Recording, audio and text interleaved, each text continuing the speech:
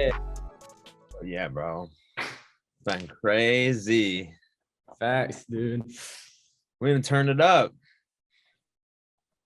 Yeah, and I'm just excited because we've been meaning to do the interview for a little minute. Because you first hit me about a minute ago, but I was mad busy. I know. I wanted you to be one of the first ones, and then I fell into like a spiral of like, all right, I'm gonna do this person and this person and this person because they all kind of like connected. And I was like, shit. But before we get into it, I gotta say, I always tell everybody to like, comment, subscribe, and comment who you want to see next, because the reason that this is available, I'm gonna pop it up on screen right here, is because someone commented, dude. Yeah. Earlier today, and you were like, bro, we gotta do it. And then I was like, wait, you free today? Yeah, bro, because I tell Rio we gotta do it, and I tell Rio, see, he listens to you guys. That's what I'm saying. Yeah, dude, because I saw the comments wanted it. I had to come through for them. Man, but hell yeah, bro. I know you're super busy, like I said. He's just telling me off camera he's been up for 38 straight hours or 39 or some crazy shit like that. But we appreciate it big time. The producer room, powered by producer culture, got the big goat Rio in the building. What's going on?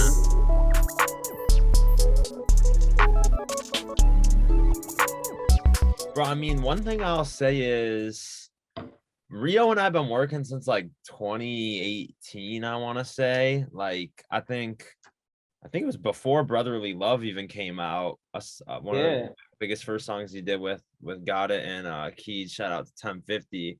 But like, you always kind of were like good at the internet. Like, you always had like a good internet presence. Like, nothing you're doing now it's only evolved. It's not like new. You know what I mean? Like, where do you think comes from just like being so internet savvy?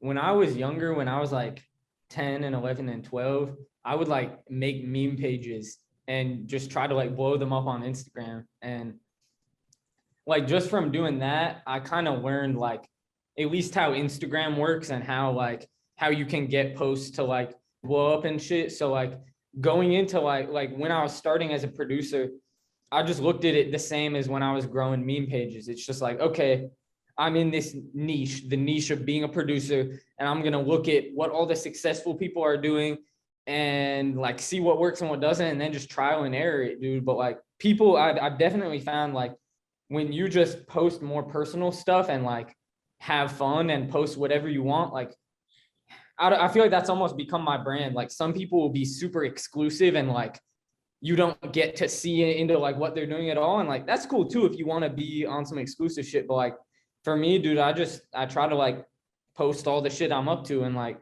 seems like people fuck with it. I don't know. Yeah, I think that's a good way of building like actual like community or like fan base, rather than just trying to get like the highest number of likes on some shit, which one ends up leading to the other anyway. Because facts. I mean, I feel like when you do something with the intent to just have it blow up, then people can tell and it won't seem as genuine. But if you just try to like do things just out of like, oh, I think this is cool, or like, oh, this sounds fire to me, then like just that genuineness of just making it just because you wanted to and you like it, like not for anyone else, then I found people really like that when you're doing stuff just for you and not like obviously just trying to like get likes and shit or get placements. But yeah, you said you were doing that before you were producing or anything like that, and then once you did, you kind of like put the two skill sets together. But when did you first start doing music, like in the first place? When did you make your first beats, download whatever on the laptop for the first time? Like, when so before I started producing, I had like I'd taken some piano lessons, and so going into producing, I already had like a little bit of like music knowledge. But I remember I was on a family trip, and it was like May of 2017, and I was on YouTube, and I saw like a Nick Mira tutorial in my recommended of him just like making beats, and I clicked on it because I was like, dang, dude, making beats, that sounds cool.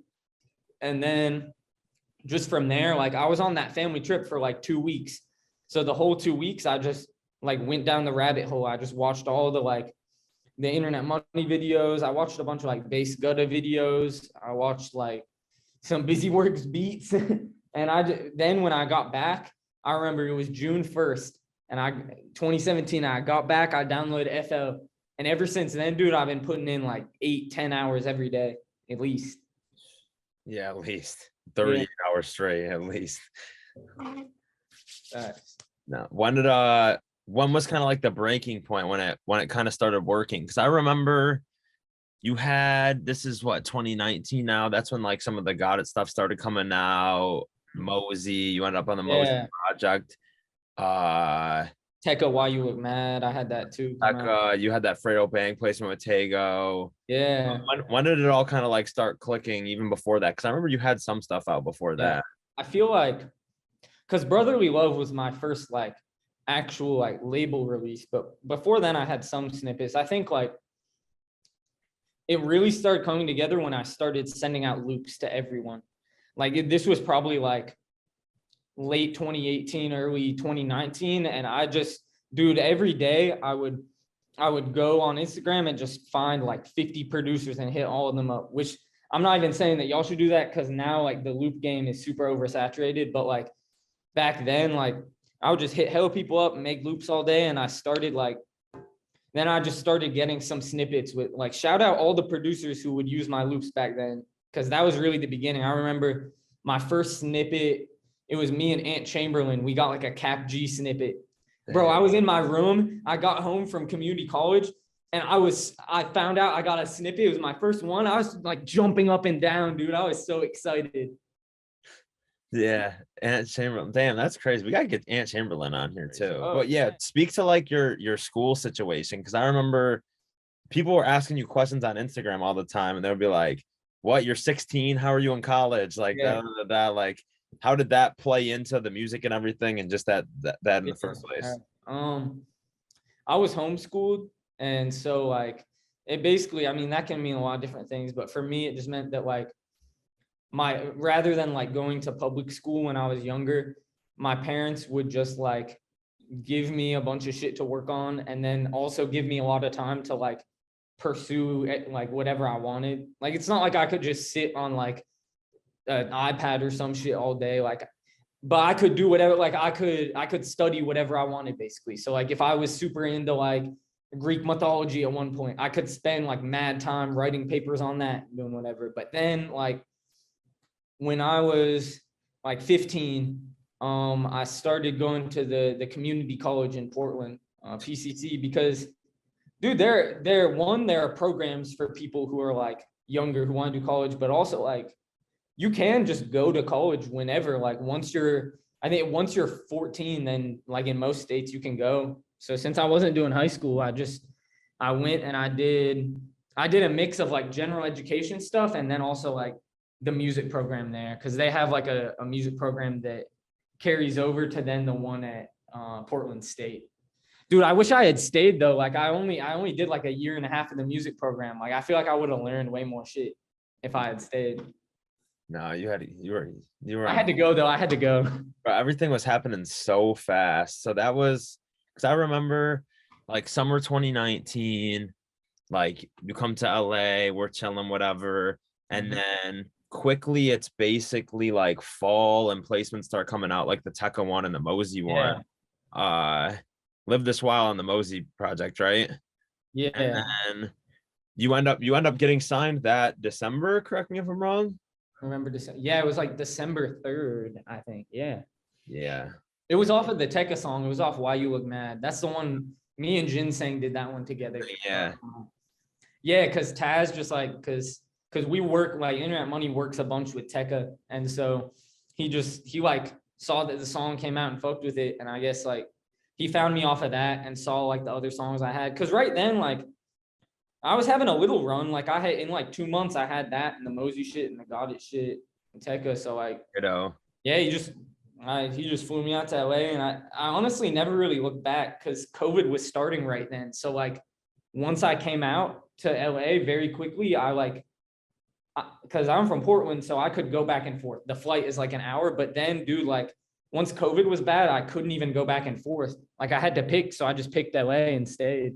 Yeah, bro. And then you got to work. Like it's crazy. Like you were just going. Like how many I don't know what you should or shouldn't say or whatever, but how many like members of Internet Money was there back then, and then how many is there now? It's like way different numbers, right? Yeah, I think back then there were probably like 20 people in Internet Money, and now it's grown to like especially because we just like Synthetic and Hologram just joined on some like joint venture shit. So now we're at like above like 60, dude. Yeah. Got mad prods. Bro, there's so many people, like I many. love it though. It's such like it's some family shit, dude. Like I don't know. I love having that sense of community because even though not everyone is in LA, like it's still like I'm like in the discords, in like the chats and shit, like talking to everyone all day. Like it's just nice having like, because past music shit, like all the Internet Money people are also like my friends because I see them every day. So it's just nice. Like this shit would probably be lonely if I was doing it all by myself. Yeah, bro, and some of you guys are going absolutely crazy. Like, bro, like Census be going crazy. Yeah. Even Kenji. Yeah, with Kenji, I mean, Y2 and Bryce be going crazy. John Yeah. Luther be going crazy. Bro, it's nuts. Like you guys are having so much motion all the time. So much. Yeah. Just I feel the momentum, like for myself, but just in general too. Like when you can just feel some shit like building, like all the work is gonna turn into something. Yeah. Like, that's how I feel right now. Yeah. What was it like? What was it like your first time being in the house and working and everything like that? And then what's like a day in the life of Rio like now? I got you. When I first pulled up to, because back then when I first signed, we were running things out of like Taz's crib that he had at the time. That was in Encino. Like everyone has moved by now, but like back then, dude, I remember I got off the plane. My ears were so fucked up from the plane. Like, when your ears will get all clogged up. I couldn't hear shit. And then I pulled up to the house and I remember Alec and Spirit and Taz and Nick and DT and Tanner were there. I said what's up, and I was like acting all cool, but in my head I was like, bro, this fucking Nick Mira and Taz and like it was like still like, even though I had already like had some cool shit happen, like there was still part of me that like dude, I started producing because I saw like Internet Money videos. So it was crazy. But now I remember then the first studio session, I think it was like that night, my ears were still fucked up, but I did a song with, Ty Fontaine, right? Yeah, of course. I did some shit with him and it was fun, but dude, those were the days I was staying under Taz's pool table. No, that's what I was gonna say. Ty Fontaine actually says that in No Jumper interview. He's like, everyone knows, like underneath the pool table, like that was the Rio spot. Like, yeah, bro, it is. Don't go down there. This shit's mine. Yeah. All right, that was what it was like back then. But let me think. Now a day in my life, dude, the last like 3 months, I've been on some insane grind mode shit. Like, because we have a studio nearby where I live, and we have like 4 rooms in there. So it's like we're always running shit out of there. But dude, I only go home every other day. Like every other night, I just stay up all night and stay at the studio. So really, dude, like I don't even do like right now, I don't do that much normal person shit. Like every once in a while I'll go get groceries, see family and shit. But usually every day I just get up, cook all day, stream on Twitch, make some TikToks, hang out with the Internet Money people. I don't know. Usually there are sessions every day, so I gotta prepare for those too. But yeah, it's really, my life right now is very simple. Like I don't know how to explain it. It's like I don't have hella responsibilities, so I can just focus on music all day. Yeah, that's what I'm trying to. The vibes though. Because I have some moments where I'm like on grind mode for like 2-3 straight months, and then I'm like, all right, and then this weekend I do some shit, and then that weekend, and I come back and I'm like, yeah. So I'm trying to get back to that, just like straight grind mode, go crazy. I mean, like I like taking long breaks more. Like instead of taking a day off every week, I just like a couple times a year, I'll just go somewhere nice and just chill. Like this year, I have some family in Italy, so I'm about to just go to Italy for like 2 weeks in the summer, and that'll be my break, and then I'll come back and grind again for like 6 months. Yeah, that's a way to do it too. Because then even when like you're grinding, you start thinking about that versus like grinding one day. You just think like, oh, on Wednesday of the 23rd this month, I'm about to take a day off. Like, Yeah, what's that gonna do? yeah, and I mean, I feel like this is the time in my life where I probably have the most energy that I'll end up having. I don't know that in 10 years I'm gonna want to stay up all night every other night. So I'm just really trying to like not to get on some deep shit, but like, bro, we only get to do this shit once. Like I only get to do this music shit once. So I'm trying to like see how crazy I can go. That's what keeps me pushing, is just knowing that like you don't get do-overs. Like this is it. Yeah. You guys have had, I guess let me ask this first. Like, what's some of the like craziest sessions that you've gotten to be a part of, that you've gotten to prepare for, that you're like, whoa, this is crazy? Like, what were some of those like? All right. I got some. Let me think. We got in with LAROI before he got super big. Like because I did Tell Me Why and I Wish, and like I have like 3 on that first project. So those ones were pretty crazy because I could tell that he was about to be like a superstar. Man, that's a crazy one. I got some other ones you want here. I'm gonna give 3. Yeah, give me 3. Give me 3. Another crazy one. We got in with Swae, and I remember he pulled up at like 7 p.m. and then we just kept working, dude, until like 1 p.m. the next day. It was me, Nick, and Taz. We were just in there, bro, working. That was before I was used to pulling the all-nighters. So it was like, it's tiring. But then other than that, honestly, those Yeat sessions that I had, like when we made Yaya, it was crazy because we just used to book out this like $20 an hour studio. That studio was like, I don't know, bro. It was a tiny ass room, but it was just crazy because like I could feel the momentum. Like I could tell that Yeat was about to just go crazy. That shit was definitely up there too.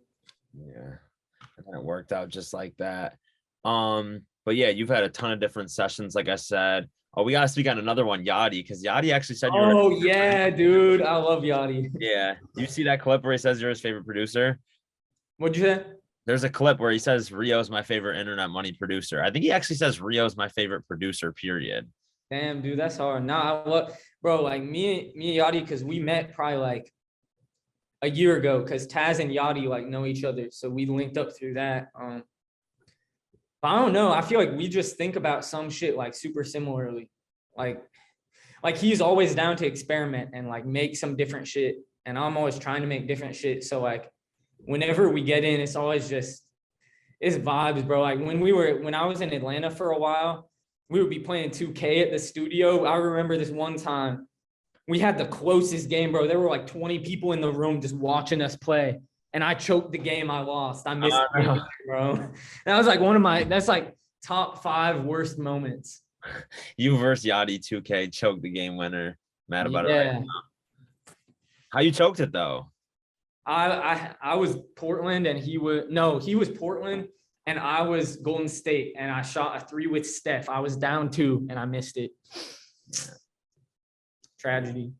But yeah, shout out to Yachty, man. But yeah, like I was saying, you've had so many different sessions, so many different appearances on this album, that album, whatever. But you were obviously a pretty like anchoring part to the Internet Money album as well. What was like the biggest, like, what was that process like when you're kind of creating an album that's yours versus something that's for someone else?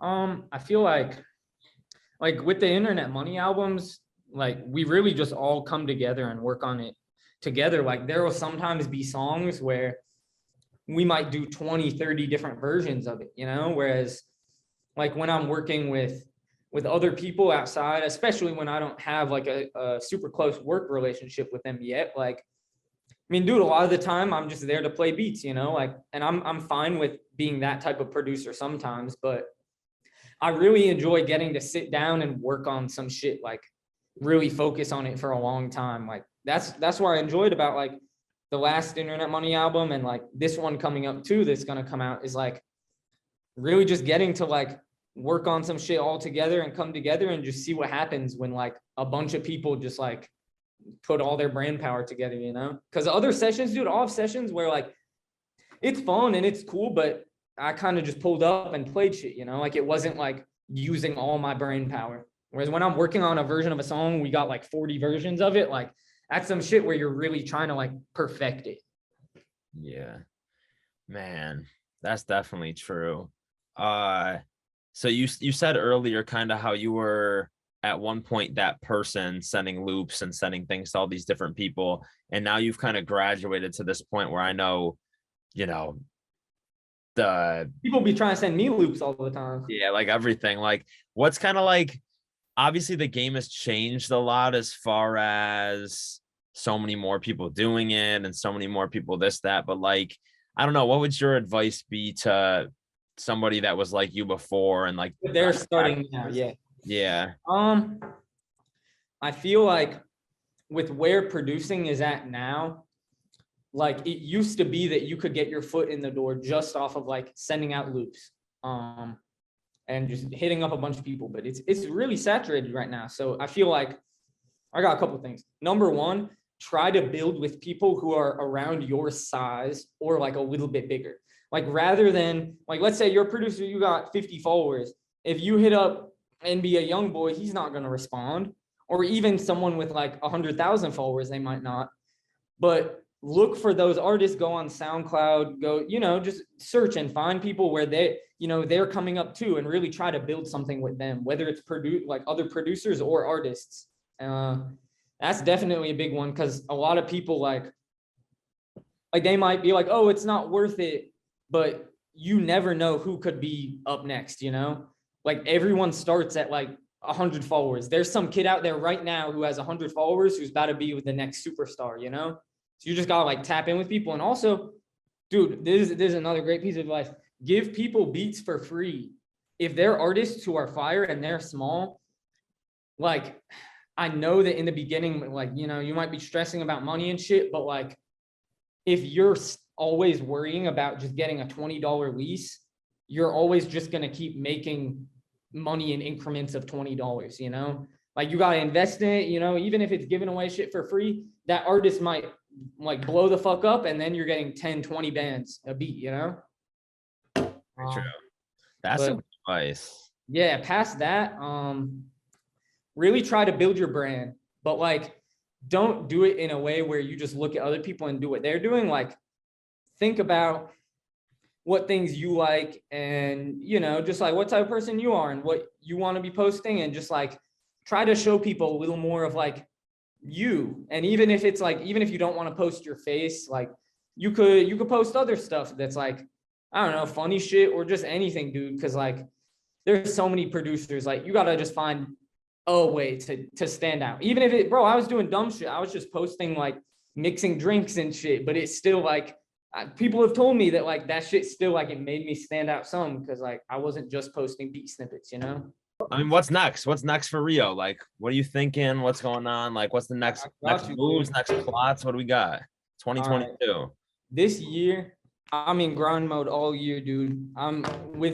I feel like I chilled out on social media for a while. Like I wasn't posting that much, but I don't know, dude. I've just been trying to make like a lot of content, tutorials, vlogs and shit, just because like I understand that like even if it's not a bunch of people, like there are people who are fans of me, dude, and I want to like give them more stuff, because I remember being a smaller producer, it was really cool seeing what like those bigger producers were doing. So I'm trying to like provide more in that way to everyone. And then y'all gotta look out for Rich Amiri. Me and him are like locked the fuck in, dude. I've been making so much music with him. He's one of my favorite artists to work with. About to walk back in with Yachty soon. He's just been working on like an alternative album. So once he's done with that, I'm gonna walk in with him again. Me and Tech have been working a bunch. I've been trying to just just build up with everyone in the underground though too, because like there's really like been a crazy community that's been built. Like I mean, with at the forefront, of course, you got like like the Yeat, Fago, Autumn, Summers, these people, but like there are a lot of new kids who are going crazy. So I've been trying to build with all of them. What else though? Been streaming on Twitch a bunch, which is really fun. Just because it's cool, like making beats on live and having all people in the chat. But really, dude, yeah, just grind mode all year. I've already got like 150 songs back so far this year. So I'm trying to hit like, I don't know, dude. I want to hit like 600-700 songs this year. Damn. Not that drop though, but yeah, just like in my notes app. That's crazy. Grind mode, dude. We're on grind mode. We got all year, dude. We got this. Grind mode all year. Mm-hmm. Going crazy. Any what's your closing words for the up and coming producer community? The kids that want to be like you, man. What's the closing words? Be yourself and make whatever you want and make shit from scratch more. Cause using loops is cool, but if you make shit from scratch all the time, it will really push you. And then when you make stuff from scratch, you can just go in the beat and bounce the loop out of it too. And you got a loop and a beat. So it's like double the work done. But yeah, dude, just keep grinding. Everyone got to go grind mode all year. Okay. If I'm doing it, everyone has to. Grind mode all year, 2022. Yes. Build out from scratch. That way you got double the workload done. Loops and beats. Rio the GOAT. The producer room. Powered by producer culture. Like, yes, comment, subscribe. Because what happened? Someone commented. They said they wanted to see Rio, even though I had been texting him. He didn't. But then I didn't listen to you, but I listened to them. Exactly. That's what I'm trying to tell him. Exactly. We care about the fans here at producer. Yeah. Exactly. Big money. The producer room. Rio the GOAT. Thank you so much. Yup.